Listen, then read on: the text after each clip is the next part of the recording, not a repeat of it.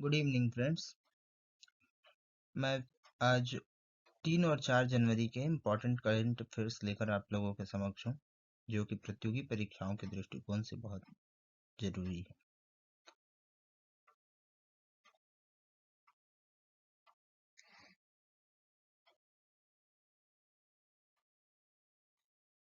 आज हम चर्चा करेंगे कन्याकुमारी में भारत का पहला ग्लास ब्रिज बनकर तैयार और इसका उद्घाटन हो चुका है।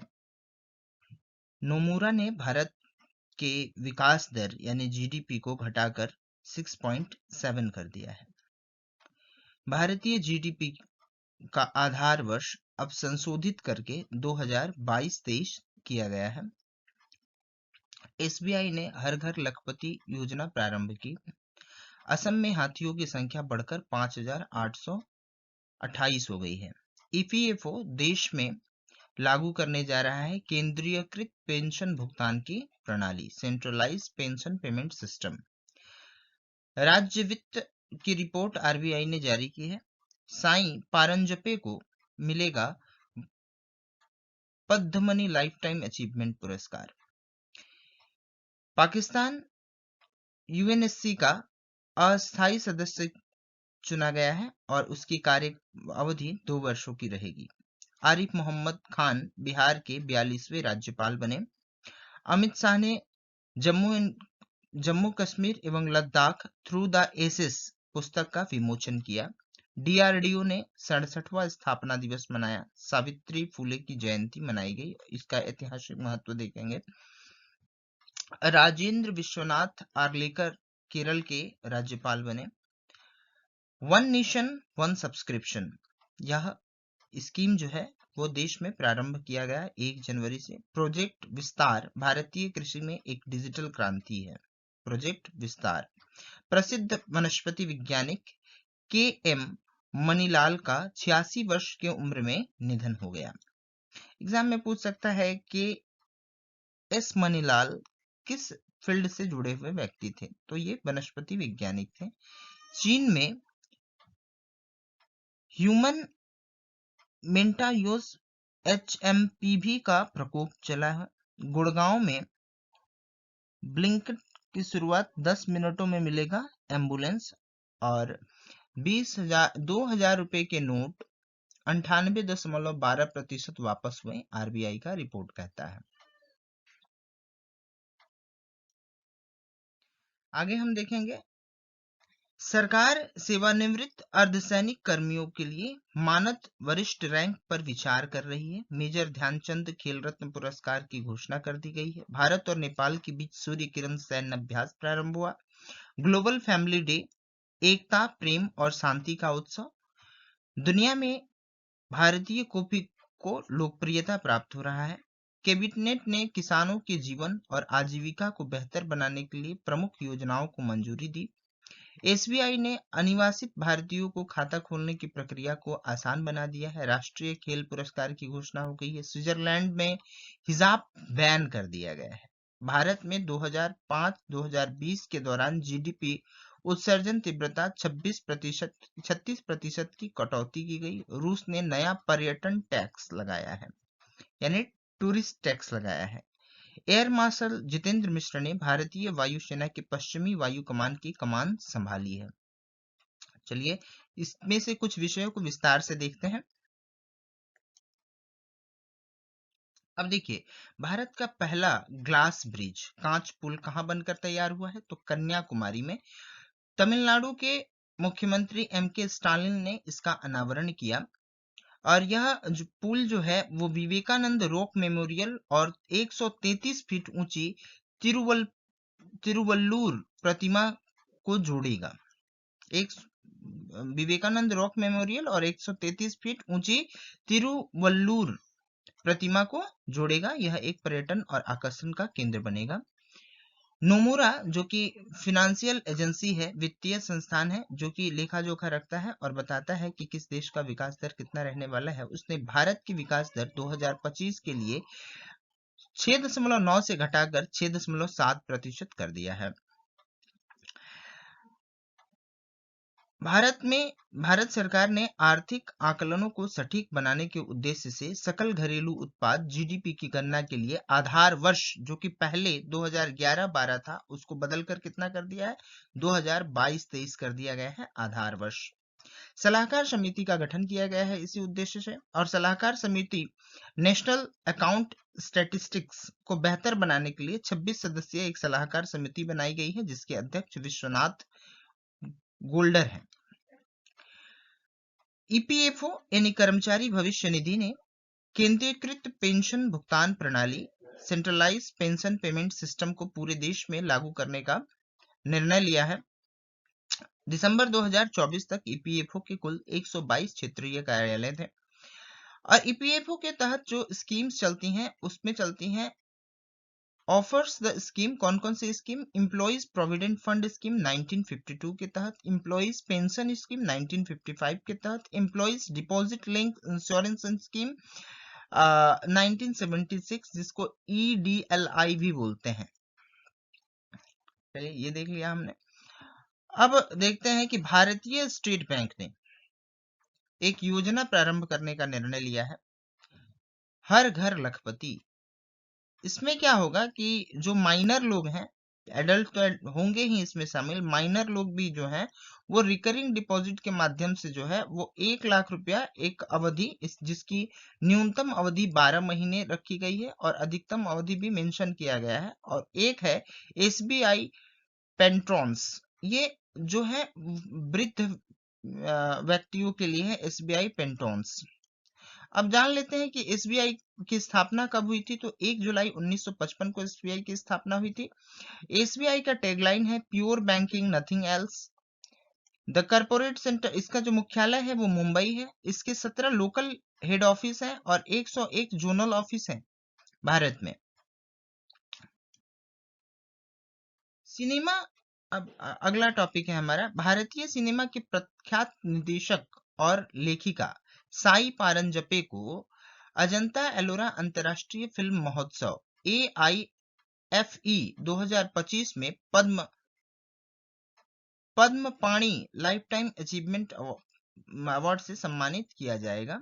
यह आयोजन जो है वह अजंता एलोरा में 15 से लेकर 19 जनवरी तक चलेगा।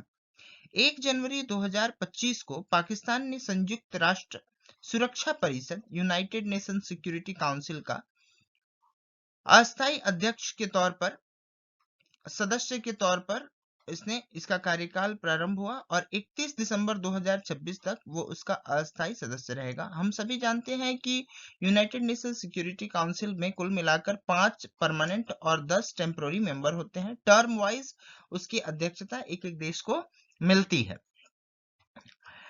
चलिए, केंद्र सरकार ने नए साल पर स्टूडेंट्स के लिए 1 नेशन 1 सब्सक्रिप्शन, सवाल पूछा जा सकता है कि 1 नेशन 1 सब्सक्रिप्शन किनके लिए है? तो ये विद्यार्थियों के लिए है। इससे एकीकृत शिक्षा व्यवस्था होगी और 1 जनवरी से इसको लॉन्च किया जाएगा। रजिस्ट्रेशन भी इसमें प्रारंभ हो जाएगा। सबसे बड़ी बात यह है कि IIT और NIT जो है इसके अधीन शामिल होंगे। आरिफ मोहम्मद खान बिहार के 42वें राज्यपाल बने। अभी फिलहाल न्यूज में रहा कि आरिफ मोहम्मद खान, जिन्होंने अभी बिहार के राज्यपाल के रूप में शपथ ली है, इससे पहले विश्वनाथ आर्लेकर बिहार के राज्यपाल थे और उनको अब केरल का राज्यपाल नियुक्त कर दिया गया है। कहाँ का राज्यपाल? अब वो केरल के राज्यपाल हो गए हैं। और इनको शपथ किसने दिलवाई? तो शपथ दिलवाई इनको पटना हाईकोर्ट के मुख्य न्यायाधीश के विनोद चंद्रन ने। यानी एक बात यहाँ जानने को मिल रही है कि राज्यपाल को शपथ कौन दिलवाता है? तो हाईकोर्ट के चीफ जस्टिस। केंद्रीय गृह मंत्री अमित शाह ने नई दिल्ली में जम्मू कश्मीर और Ladakh through the ages a visual narrative of the continuity and linkages, इस पुस्तक का विमोचन किया। इस विमोचन के दौरान भारतीय ऐतिहासिक अनुसंधान परिषद के अध्यक्ष प्रोफेसर रघुवेंद्र तंवर वहां उपस्थित थे। निधन, एक जाने माने वनस्पति वैज्ञानिक का निधन हो गया, जिनका नाम है कट्टुंगल सुब्रमण्यम मणिलाल के सुब्रमण्यम मणिलाल 86 वर्ष की अवस्था में इनका निधन हो गया। इनकी प्रमुख कृति क्या है? तो 17वीं शताब्दी में लैटिन भाषा की वनस्पतिक रचनाएं हार्ट्स मलबारिकस का इन्होंने अंग्रेजी और मलयालम में अनुवाद किया था। रक्षा अनुसंधान व विकास संगठन DRDO ने defence research and development organisation ने 2 जनवरी 2025 को अपना 67वां स्थापना दिवस मनाया। देखिए, DRDO के बारे में जब हम देख रहे हैं तो इनके द्वारा जो फिलहाल जो रिसर्च और डेवलपमेंट किया गया है, ये डिफेंस सेक्टर को स्ट्रेंथ प्रोवाइड करता है हमारे। तो इनके द्वारा जो कार्य किए गए हैं उनकी जानकारी रखना हमारे लिए आवश्यक है। तो इनका स्थापना दिवस कब है? 2 जनवरी को। और DRDO के वर्तमान अध्यक्ष कौन है? Doctor Sameer V Kamat. सावित्रीबाई फुले जी, जिनका 3 जनवरी को जो है वो जन्म जयंती था, और ये महान नायिकाओं में से एक है भारत की, जिन्होंने भारतीय महिलाओं को शिक्षित बनाने की दिशा में कार्य किया। और इन्होंने 1848 में पहला महिला विद्यालय खोला, सावित्रीबाई फुले जी ने।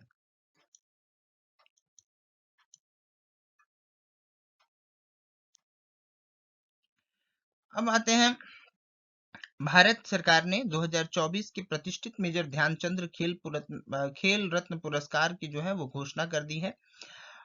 इसमें मनु भाकर का जो नाम था वो विवादों में था, लेकिन विवाद को हम छोड़े। मनु भाकर को मिल रहा है, साथ में हरमनप्रीत सिंह जो कि हॉकी के खिलाड़ी हैं, प्रवीण कुमार जो कि पैरा एथलेटिक्स है, और गुकेश जो कि शतरंज के खिलाड़ी हैं। इन 4 लोगों को जो है वो मेजर ध्यानचंद खेल रत्न पुरस्कार से सम्मानित किया गया, घोषणा कर दी गई है, किया जाएगा। खेल और खेलों के उत्कृष्ट कोच के लिए जो द्रोणाचार्य पुरस्कार दिया गया, वो दिया गया श्री सुभाष राणा पैरा शूटिंग के लिए, श्रीमती दीपाली देश पांडे शूटिंग के लिए, और श्री संदीप सांगवान हॉकी के कोच के तौर पर इन तीनों, एक जो है श्री सुभाष राणा, इनको पैरा शूटिंग के लिए, दीपाली देश पांडे को शूटिंग के लिए, और श्री संदीप सांगवान को हॉकी के क्षेत्र में द्रोणाचार्य पुरस्कार मिला है। इसी तरह से अर्जुन पुरस्कार विजेताओं के लिस्ट भी यहाँ पे है, आप लोग अपने से भी इसको देख लीजिएगा, बहुत टाइम टेकिंग है। 32 लोगों को मिला हुआ है। आगे बढ़ते हैं, राष्ट्रीय खेल प्रोत्साहन पुरस्कार।